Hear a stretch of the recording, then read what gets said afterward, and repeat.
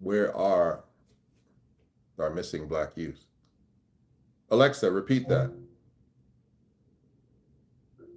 Black children make up 33% of missing children cases in North America, while only being 13.4% of the population. This shows they're overrepresented in missing persons statistics. Maybe you didn't hear that. Alexa, repeat that. Black children make up 33% of missing children cases in North America, while only being 13.4% of the population. This shows they're overrepresented in missing persons statistics. I think you need to hear it one more time. Alexa, repeat that. Black children make up 33% of missing children cases in North America, while only being 13.4% of the population. This shows they're overrepresented in missing persons statistics. So, thank you, Alexa. You're welcome, Bishop. Glad I could help with that information. What's going on? Why are black children all over North America? This is not specific to only Toronto, where in 2024, 322 black boys disappeared from ages 12 to 17. It's black youth, specifically black boys, are disappearing. They're going missing. That statistic that you heard from Alexa, which I will play again before this video is over, is a rare find. This is why they don't keep numbers on black youth. They don't keep numbers on black youth unemployment. They rarely keep numbers on black youth disappearance that's gender specific. They rarely keep numbers. In American states, it's hard to find numbers on what state. They say potentially it's higher in urban populations. What states are losing more boys? There's no statistics on it. So that means that when you try to solve the problem of it, the data is missing. Is it because of high youth unemployment? But when you try to look for the data, it's not there. So when you have a data gap, finding out the reason for something, the antecedent for it, it's much harder, because usually data causes you to create facts so that you can now start to problem solve. But luckily, the CBC in Toronto has a black woman as the producer, and she has saw fit to do investigative journalism on the disappearance of these young boys. Here's where we now run into roadblocks. If other groups, let's use that first, were disappearing at the incredible rate, at a disproportionate rate to their population, as Alexa mentioned, then likely what you would have is you would have task forces making sure that that particular fragile, marginalized population is protected.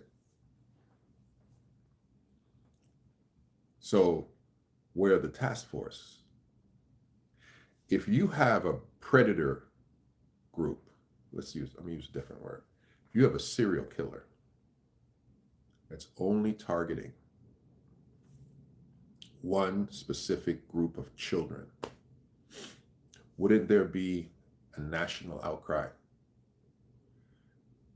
If he only killed, or they only killed these types of kids, and these kids were vulnerable, wouldn't you have special law enforcement in schools where that demographic was? Wouldn't you have special surveillance, special eyes on that particular group? Because, as Alexa said, Alexa, repeat yourself. children represent 33% of missing children cases in North America, despite being only 13.4% of the population. This demonstrates significant overrepresentation in missing persons data. These kids are not found either. We don't know, A, who's looking for them, and we don't know who's coming for them. We don't know why they're disappearing, and they're not found.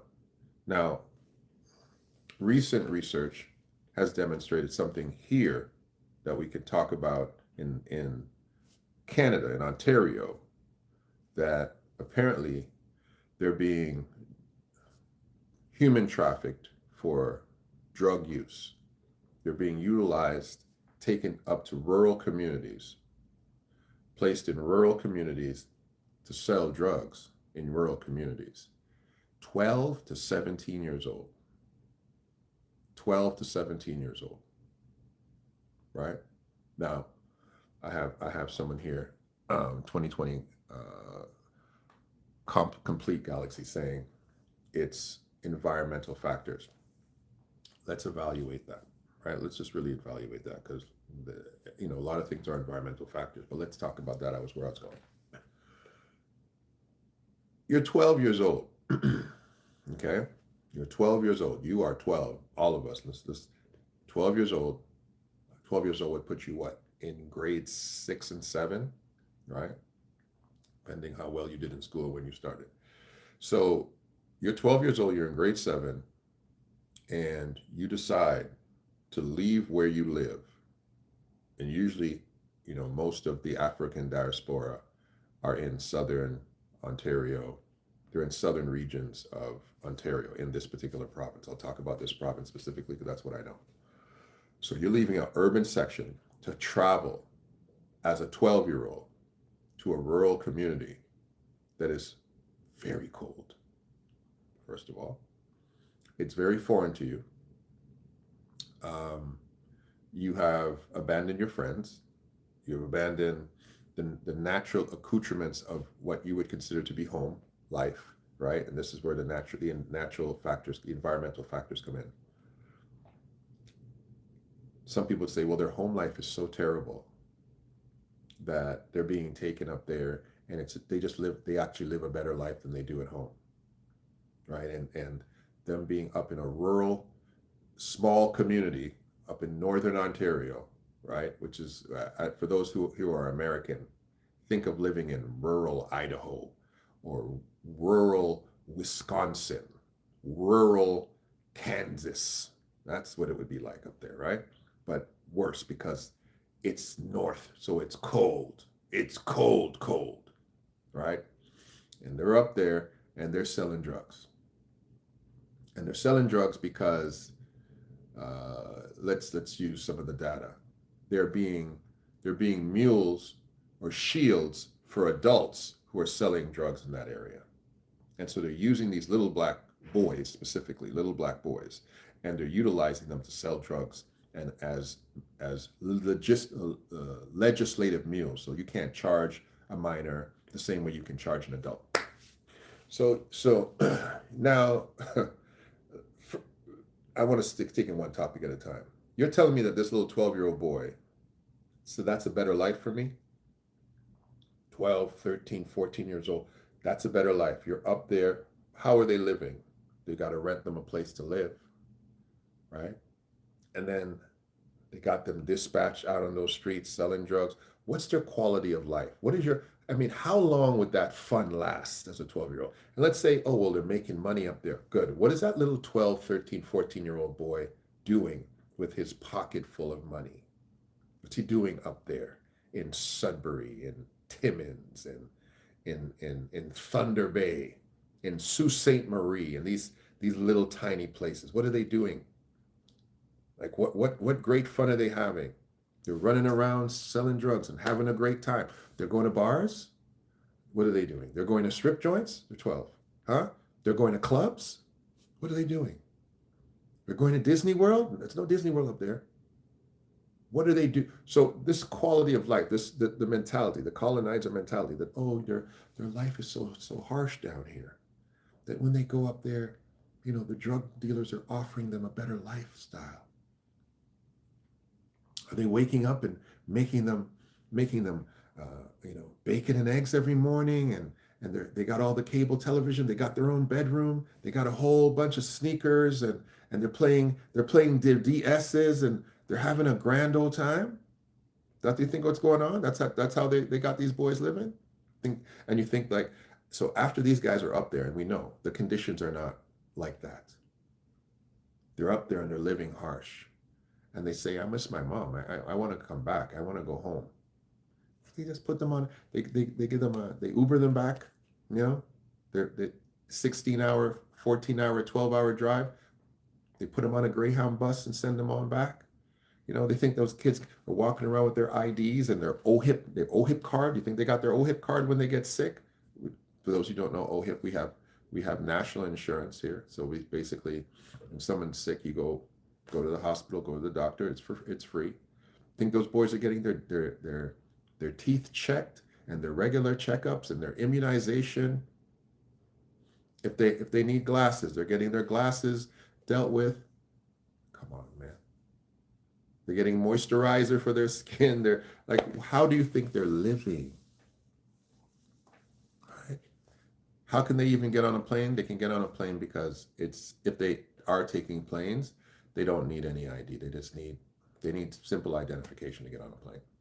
Their OHIP card maybe gets them on a plane if they have it. And once those guys have their hospital card, they're keeping that. All right?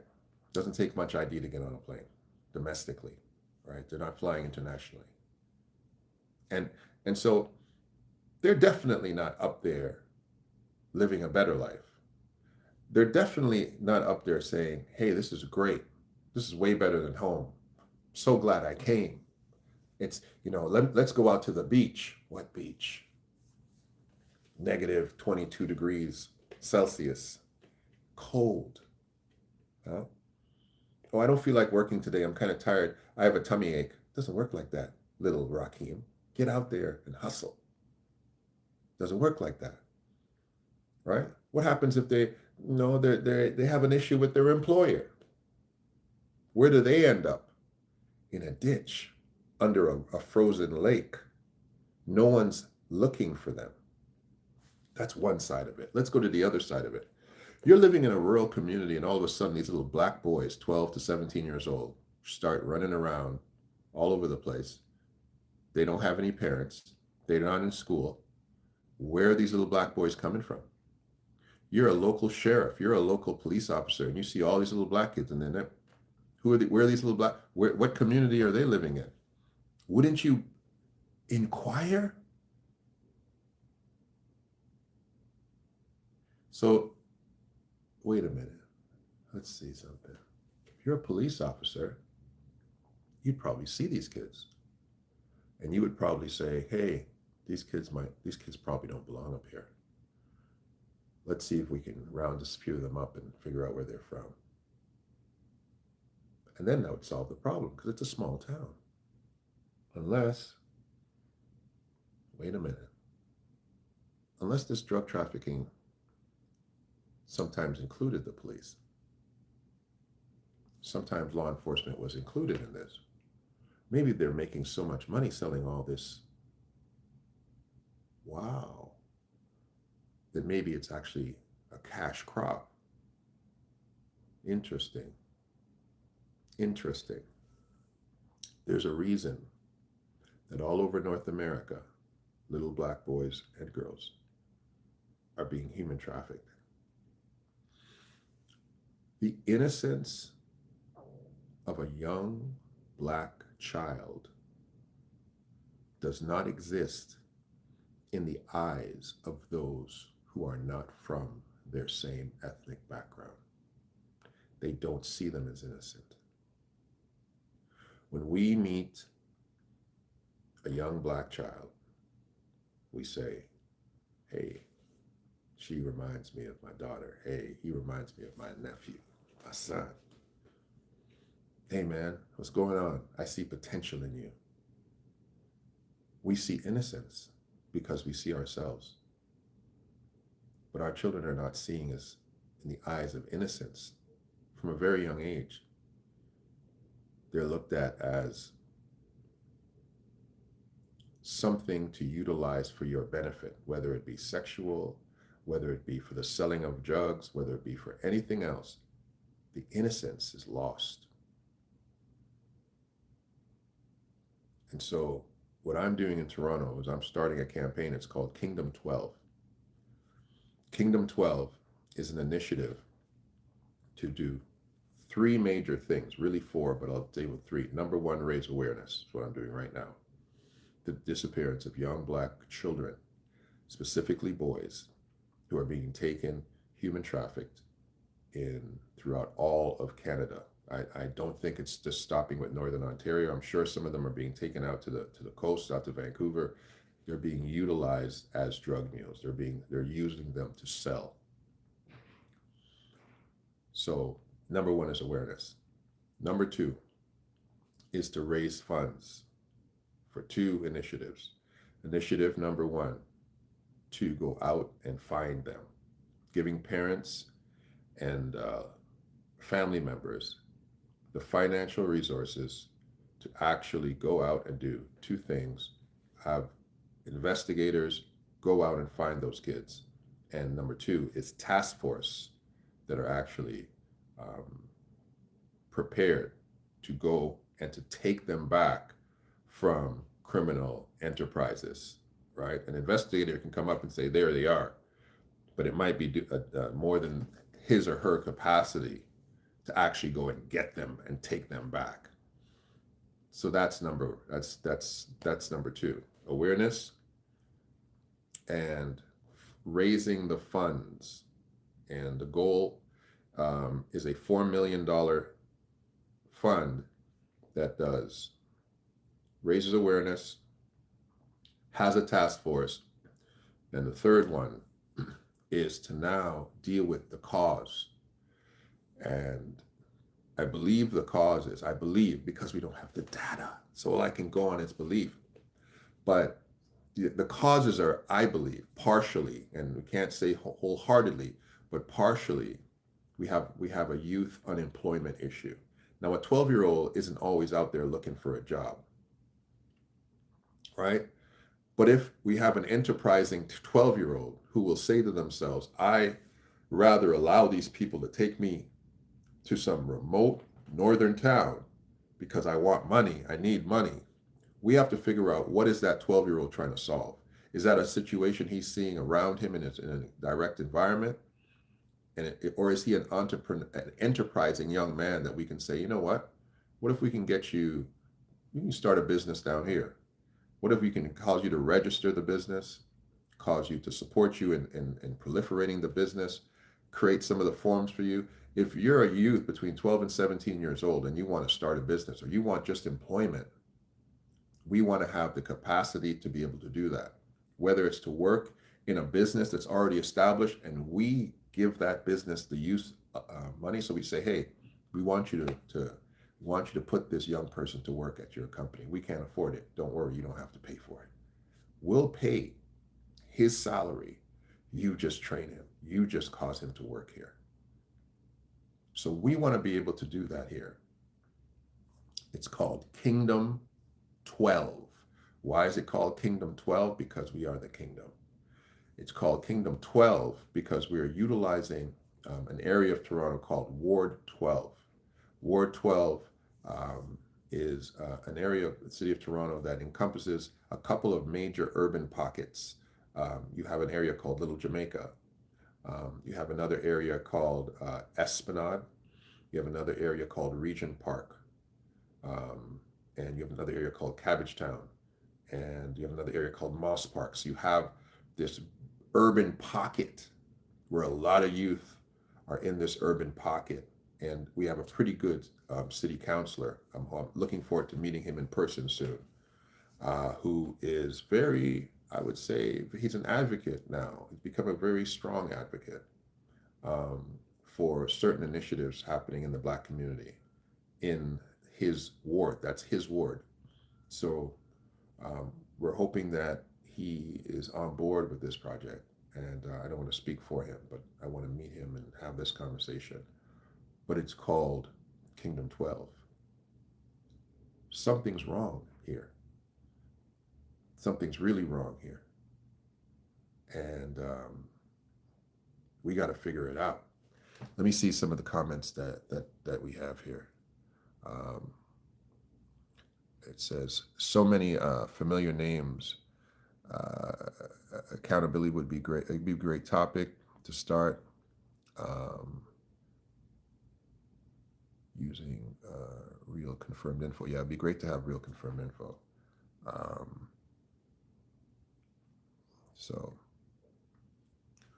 So one more time. Alexa, repeat yourself. Black children represent 33% of missing children cases in North America, despite being only 13.4% of the population. This demonstrates significant overrepresentation in missing persons data. So let's go forward. This is not a localized situation. I'm just doing what I can do in my city. This is a continental issue. This is how children of the diaspora are seen. This is how the African diaspora children are being utilized. Let's talk about education for a minute.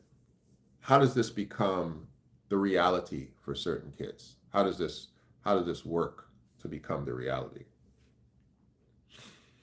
It starts in educational systems. And let me explain something to you. And I want to awaken you to this, right? I've had it happen with my kids. I've seen this happen. I'll give you an example, and then I'll superimpose that example on more issues.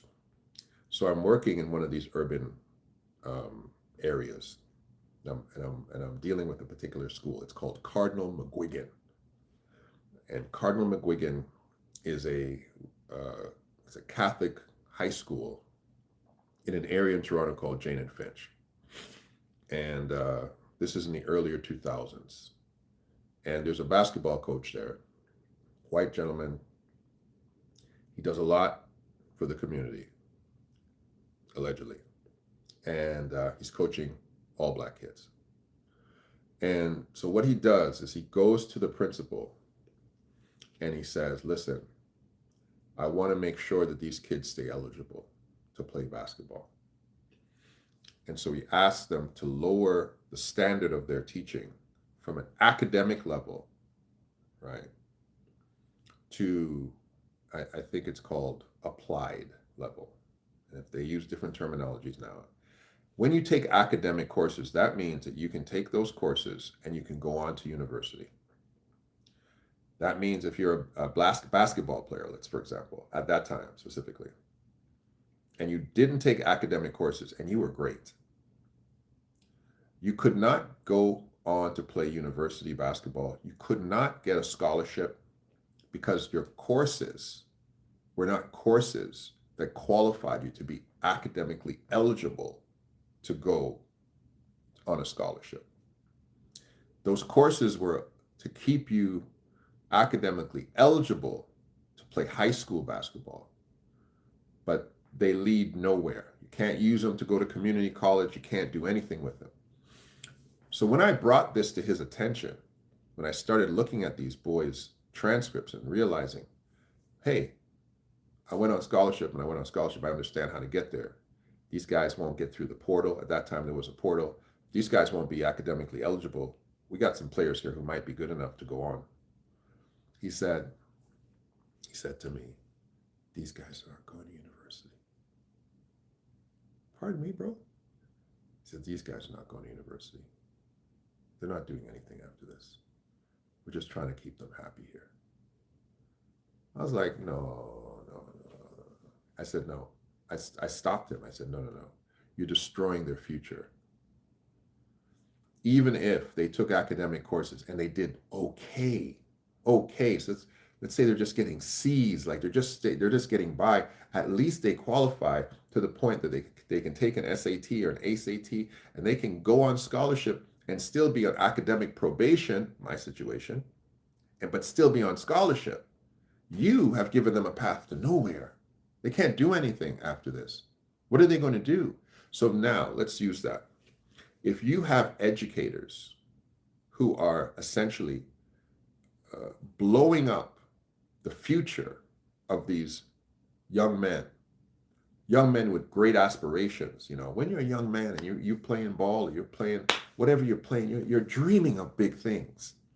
And then realizing that after 4 years, because it starts when you're, 13 years old in grade 9, go on to grade 12, and you realize when you finish it all, what do you mean I can't? Yeah, those marks, you mean I did all this for nothing? But I was the city all-star, but I was this, but I scored so many points. Can't do anything with it. Imagine the letdown in your mind, the dreams that you had, and imagine how that dream just disappears and everything becomes nothing. And you're already living in a compromised, marginalized neighborhood.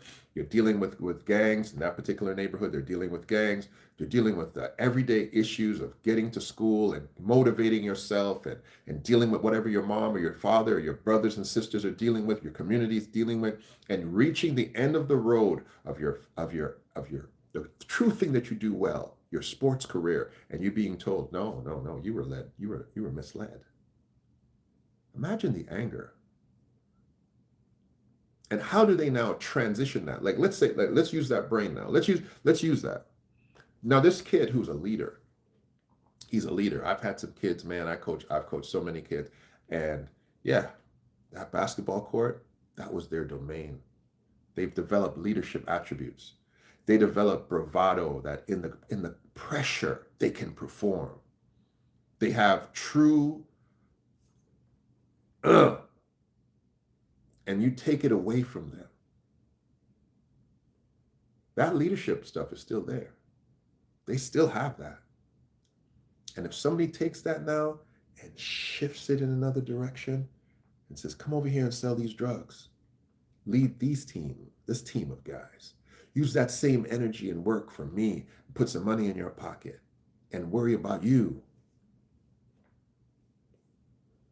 It's hard to pull that kid back from that because everything before that failed him. Everything before that led him astray.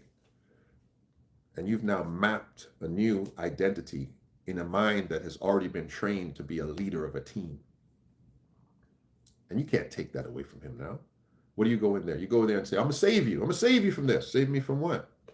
Save me from what? I want to be here.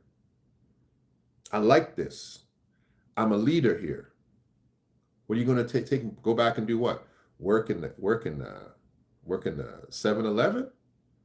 Work for Walmart? Be a greeter? I'm not going back to that. What does a guy like me have? Go to school? I tried that.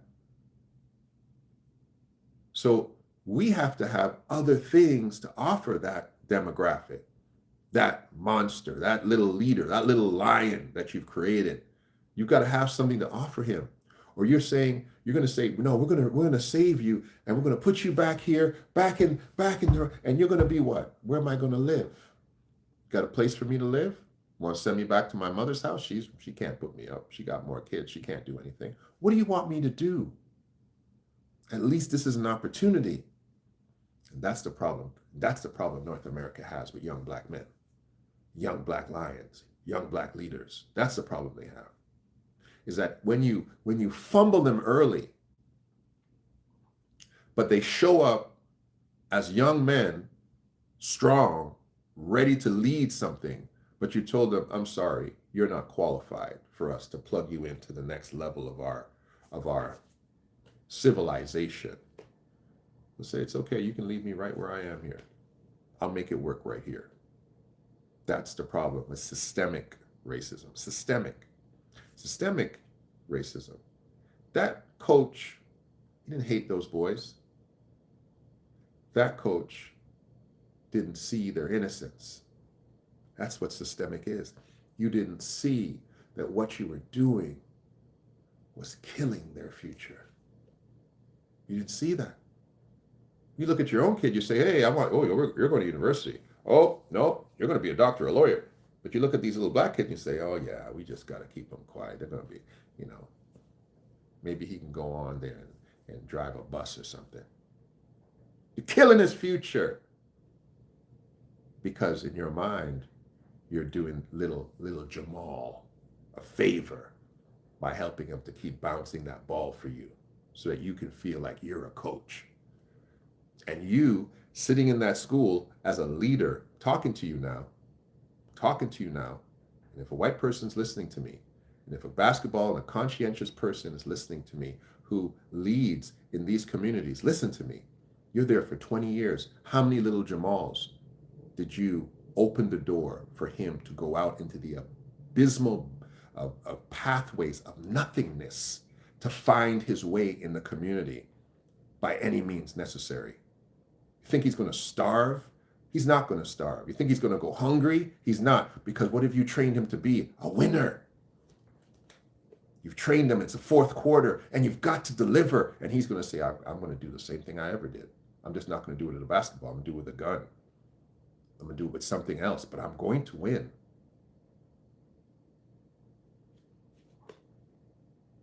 So this doesn't just start at saying, oh yeah, we got to go save them and bring them back.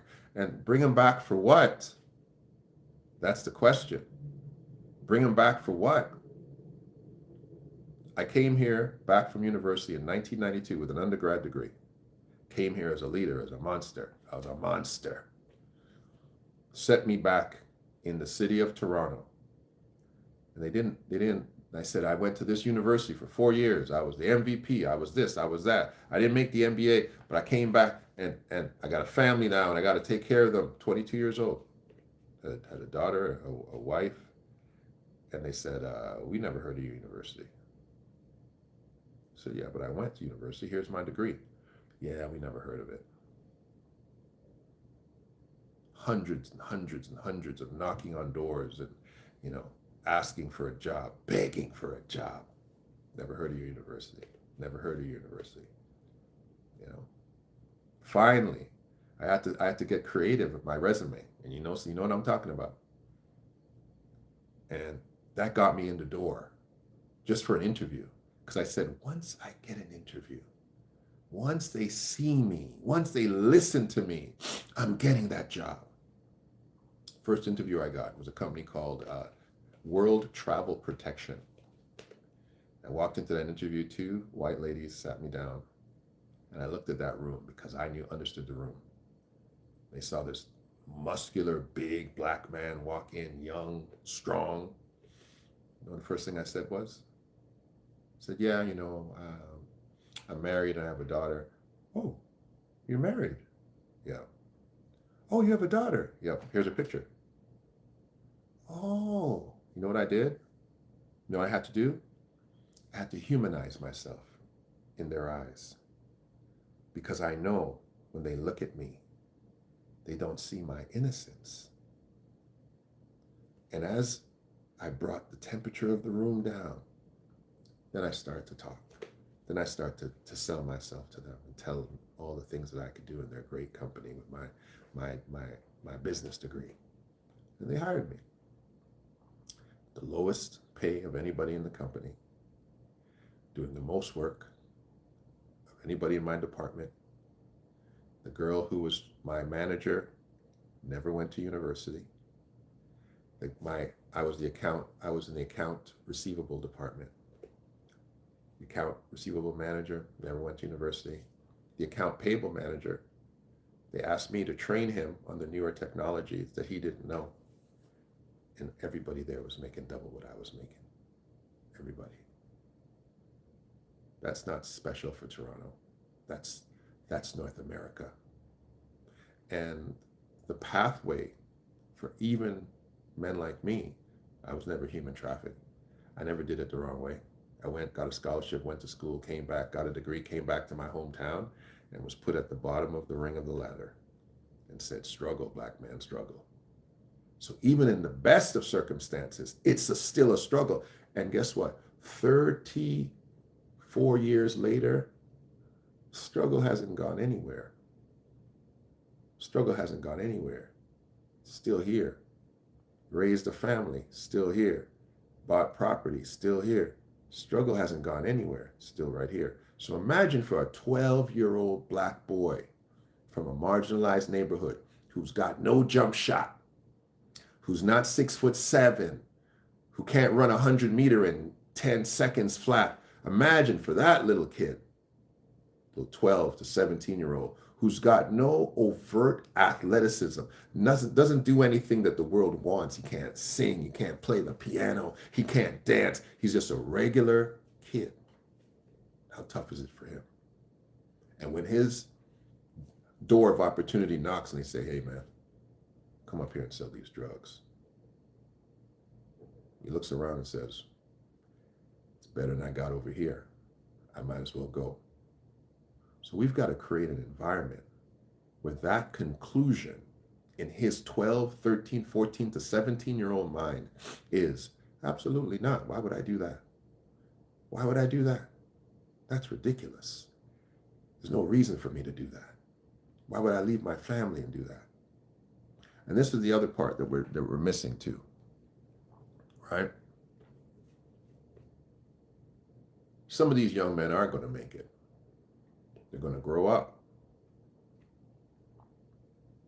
They're going to have families.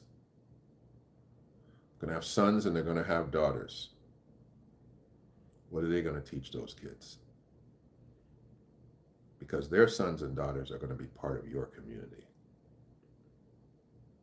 What are they going to teach them? What are they going to tell them? They're going to raise kids. They're going to raise kids because there's no license for that. You can't limit that.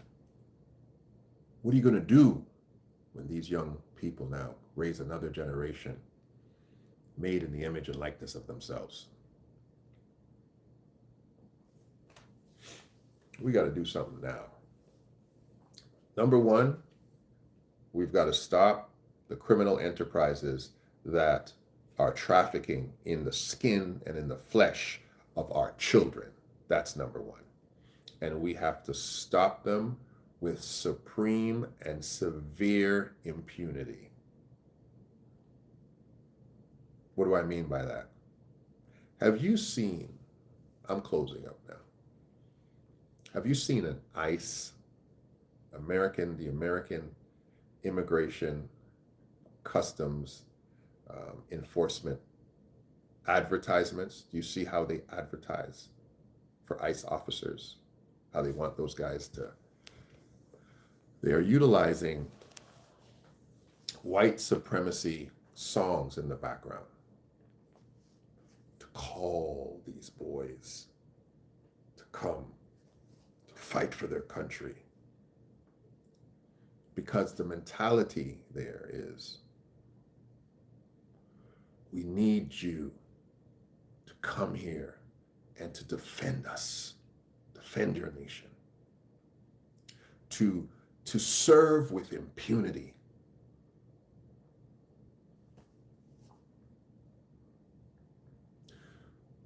So how should we think about people? Talking to everybody who's a parent, everybody who's an uncle, an aunt. There's somebody in your community that is trying to traffic your children.